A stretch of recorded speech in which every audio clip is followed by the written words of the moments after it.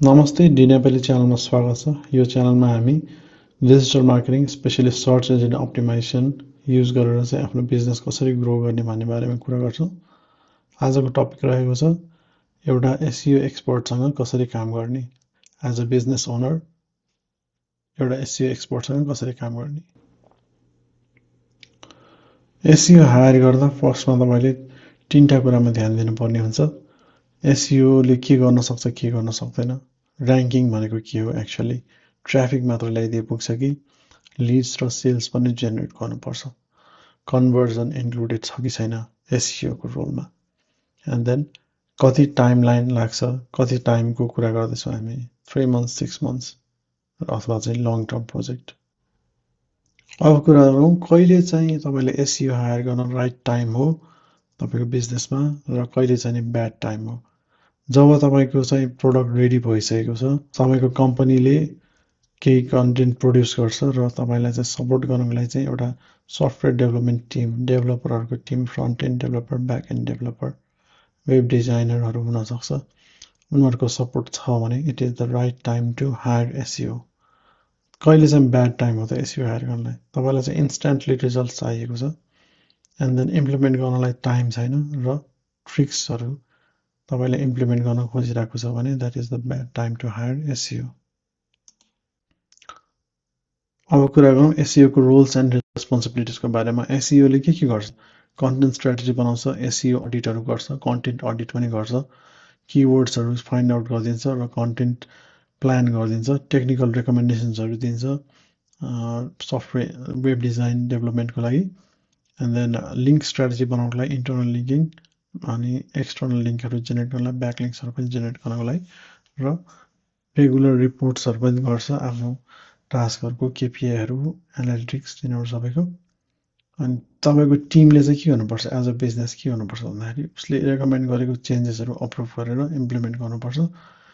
कस्टमरहरूमाथि चाहिँ कस्तो इम्प्याक्ट परिरहेछ भनेर तपाईँले चाहिँ फिडब्याक दिनुपर्ने हुन्छ एसइओलाई, so that he can refine his.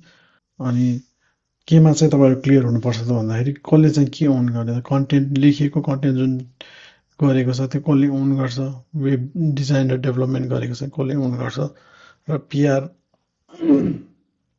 Public release र लिङ्क आउटेजको चाहिँ कसले गर्छ। कन्टेन्ट लेखेको धेरै जसो चाहिँ राइटरले कुनै कुनै बेलामा आफ्नो नाममा कपिराइट राख्न सक्छ। डिजाइन एन्ड डेभलपमेन्ट थर्ड पार्टीलाई दिनुभएको छ भने चाहिँ सफ्टवेयर डेभलपमेन्ट कम्पनीले चाहिँ राख्न सक्छ र तपाईँको आफूले ओनरसिपमा भएको चाहिँ तपाईँको कस्टमरको लिस्ट, कस्टमर र तपाईँको बिजनेस मात्र हुनसक्छ।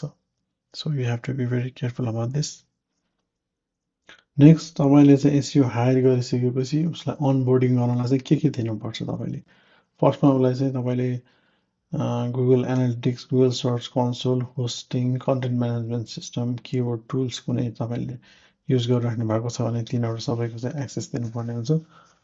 नेक्स्ट तपाईँले चाहिँ बिजनेसको बारेमा चाहिँ इन्फर्मेसन दिनुपर्ने हुन्छ। यो चाहिँ कम्पिटिटरहरूलाई पास हुन सक्छ, त्यसो भएर चाहिँ तपाईँले कन्फिडेन्सियलिटी मेन्टेन गर्नलाई भन्नुपर्ने हुन्छ उसलाई, बिकज इट विल इन्क्लुड तपाईँको बिजनेसमा चाहिँ प्रफिटेबल प्रडक्ट्सहरू, कस्टमर्सहरूको सोर्स, पर्सोना, तिनीहरू सबै पढाउँछ। एन्ड देन उसले चाहिँ करेन्ट स्टेट चाहिँ कस्तो छ त होइन, उसले काम गर्नु अगाडि चाहिँ के थियो तपाईँको स्टेटस भनेर बेसलाइन रिपोर्ट बनाउन सक्छ। त्यसको लागि चाहिँ रिसर्च गर्छ र त्यो डेटाहरू माग्छ।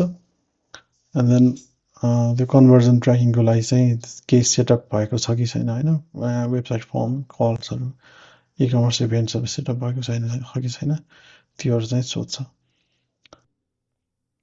यदि सबै कुरा तपाईँ रेडी भइसकेपछि अब you're ready for the kick off meeting. यसमा चाहिँ यो मिटिङको एजेन्डा तपाईँले के मेन्सन गर्नुपर्छ भन्दाखेरि गोल्सहरू के हो, लिड जेनेरेसन, रेभेन्यू, साइनअप्स, के इन टर्म्स अफ केमा चाहिँ तपाईँले मेजर गर्नुहुन्छ एसइओको चाहिँ रिजल्ट्स, फ्रिल्यान्सरहरू के इनहाउस हो। एन्ड देन तपाईँले चाहिँ तपाईँको टार्गेट मार्केट के हो, because depending on the location र पर्सनमा it will change drastically strategy चाहिँ एसइओको स्ट्राटेजी। अनि त्यसपछि तपाईँले चाहिँ सक्सेस भनेको के हो भनेर डिफाइन गर्नुपर्ने हुन्छ।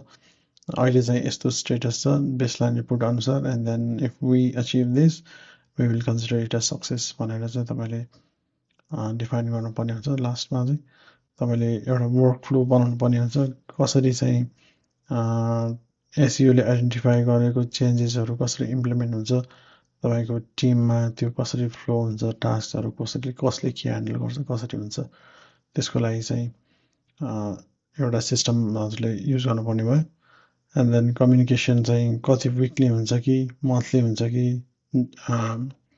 डेली बेसिसमा कस्तो कन्ट्याक्ट हुन्छ त्योहरू चाहिँ तपाईँले डिफाइन गर्नुपर्ने हुन्छ अब एसइओ हायर गर्न लाग्नुभयो if you are looking for what to look for in the SEO त्यसमा चाहिँ ग्रिन फ्ल्याग र रेड फ्ल्याग्सहरू हामी डेफिनेटली देख्न सक्छौँ उनीहरूको अप्रोचमा होइन यदि उनीहरूले चाहिँ बिजनेस आउटकम्स र कन्भर्जन्सको कुरा गर्छन् न कि ऱ्याङ्किङको मात्र भने चाहिँ that's a good sign and they prioritise impact versus effort होइन बिजनेसमा चाहिँ एउटा प्रफिटेबल किवर्डमा ऱ्याङ्क गर्नु थुप्रै ट्राफिक ल्याउनु नन कन्भर्टिङ इन्फर्मेसनल लेभलको ट्राफिक ल्याउनु चाहिँ इट्स नट भेरी फ्रुटफुल होइन अनि त्यसपछि उनीहरूले चाहिँ क्लियरली किन के गरेको भनेर तपाईँलाई एक्सप्लेन गर्छन् केही पनि तपाईँलाई भेग राख्दैनन् भने चाहिँ it's a good sign and then they communicate analytics clearly with you and they share analytics tools with you as well भने चाहिँ it's a good sign red फ्ल्याग्सहरू के हुन्छ उनीहरू चाहिँ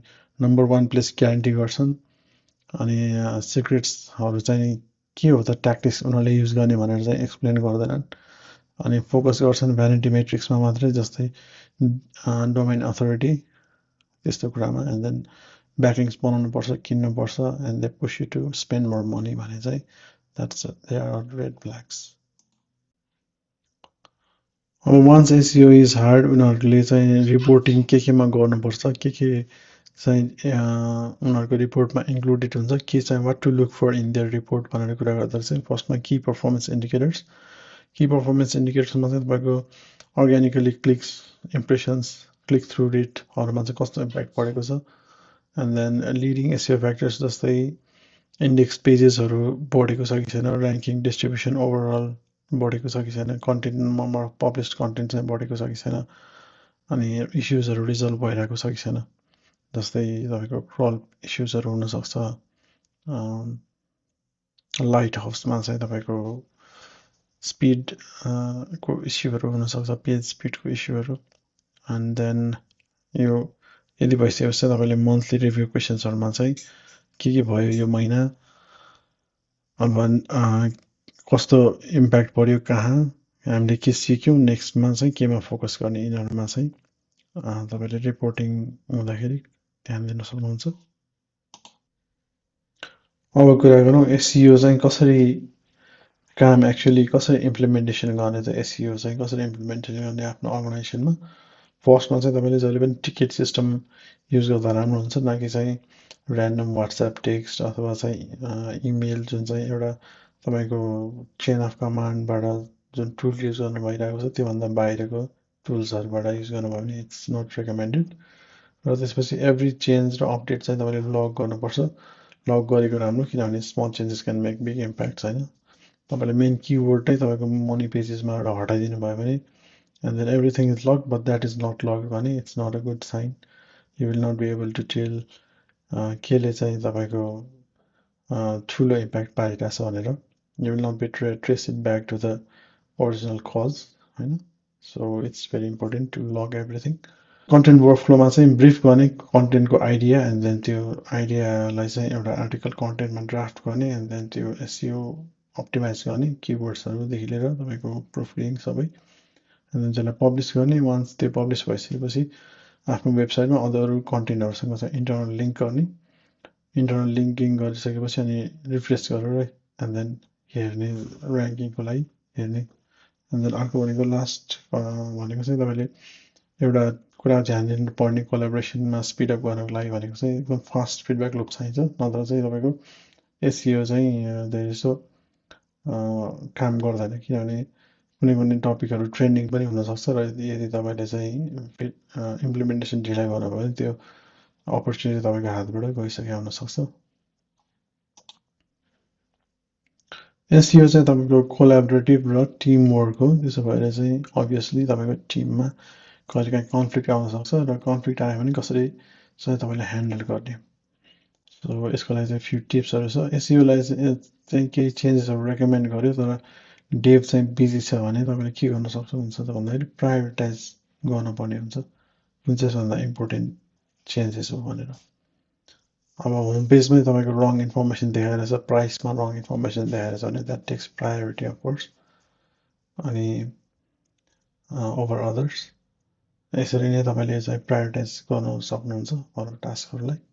एन्ड देन नेक्स्ट भनेको चाहिँ तपाईँले कन्टेन्ट पब्लिस गर्नुभयो तर केही पनि भएन, सो एसइओलाई पुरै दोष दिन मिल्दैन यो केसमा, किनभने देयर आर मेनी फ्याक्टर्स र काहीँ चाहिँ त्यो लुपमा ब्रेक भएको हुनसक्छ र समटाइम्स कम्पिटिसनले जित्छ पनि, सो त्यो पनि तपाईँले ध्यान दिनुपर्ने हुन्छ। नेक्स्ट, ट्राफिक चाहिँ एकदमै बढ्यो तर लिड्स चाहिँ बढेको छैन। यसको केसमा चाहिँ तपाईँको ल्यान्डिङ पेजको अप्टिमाइजेसनदेखि लिएर कन्भर्जन ट्र्याकिङको कोडमा मिस्टेकदेखि लिएर किवर्डको इन्टेन्ट मिसम्याच, यो किवर्डले चाहिँ यस्तो इन्टेन्ट बोकेको छ भनेर हामीले जुन क्यालकुलेसन गरेको छौँ त्यो नमिलेको पनि हुनसक्छ। So there are many factors and so we have to handle the collaborative effort for SEO. So एसइओसँग काम गर्दाखेरि चाहिँ तपाईँले यो कुराहरूमा ध्यान दिनुपर्ने हुन्छ। फर्स्ट, उसले चाहिँ तपाईँले राइट टुल्सहरूको चाहिँ एक्सेस पाएको छ कि छैन, डेटाहरूको एक्सेस पाएको छ कि छैन, so that they can work with real data rather than imagination. अनि त्यसपछि चाहिँ तपाईँले पहिले नै गोल्स र केपिआइसहरू एग्री गर्नुभएको छैन कि छैन, so that they give the right direction for the whole team. अनि त्यसपछि एसइओको रोड म्याप जुन छ, स्टेजेसहरूमा कुन स्टेजमा के गर्ने, कसरी इम्प्लिमेन्ट गर्ने, त्यो चाहिँ तपाईँले रोड म्याप आफूले पनि बुझ्नुभएको छैन, अरू टिमले बुझेर प्रायोरिटाइज गरेको छ कि छैन। एन्ड देन एउटा कम्युनिकेसनको केडेन्स जुन छ, विकली, मन्थली, डेली के छ, त्यसको चाहिँ तपाईँले पहिले नै एग्री गर्नुपर्ने हुन्छ। कन्टेन्ट क्यालेन्डर बनाएर चाहिँ त्यसलाई फलो गर्नुपर्ने हुन्छ र रिपोर्टिङ मन्थली चाहिँ छ कि विकलीको के फर्मेटमा छ, त्यो चाहिँ तपाईँले एभ्री विक अथवा मन्थली चाहिँ रिपोर्टिङ जुन आउँछ त्यसलाई चाहिँ डिस्कस गरेर नेक्स्ट स्टेप्सहरू फलो गर्न सक्नुहुन्छ, डिटर्माइन गर्न सक्नुहुन्छ नेक्स्ट स्टेप्सहरू। एन्ड देन सेडी ट्याक्टिक्सहरू चाहिँ अभोइड गर्नुपर्ने हुन्छ। So thank you for watching the video. SEO तपाईँलाई हायर गर्नु परिरहेको छ आफ्नो बिजनेसको लागि भने प्लिज कन्ट्याक्ट मी।